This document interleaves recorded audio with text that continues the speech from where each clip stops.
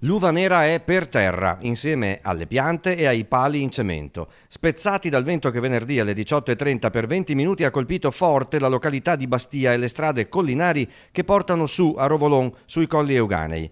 Le bacche viola erano ormai pronte alla vendemmia, quasi di certo si dovrà buttarle. In 8-9 filari in via Loredan, ai piedi dei monti Sereo e Madonna, a cedere è stato il cemento. Se i pali fossero stati di legno, il vento li avrebbe piegati ma non spezzati, ci dicono i vecchi.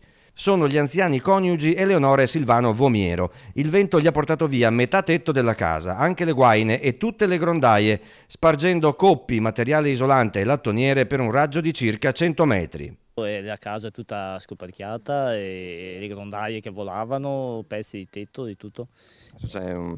C'è molto da spendere per risistemare il coperto. Sì, questo penso di sì. Adesso vedremo i danni con un impresario, vediamo cosa che bisogna di fare di tutto il tetto. No, penso che mio papà e mia mamma hanno detto mai visto una cosa del genere, magari guardavano sempre per televisione e queste cose qua non pensavano succedesse a loro. Ecco. Adesso bisogna un po' rimboccarsi le maniche. Certo, no, dobbiamo cercare che stiano fermi un po' per vedere l'assicurazione, quelle cose lì, di vedere i danni, ecco, quelle cose lì, perché loro si metterebbero già a mettere a posto tutto.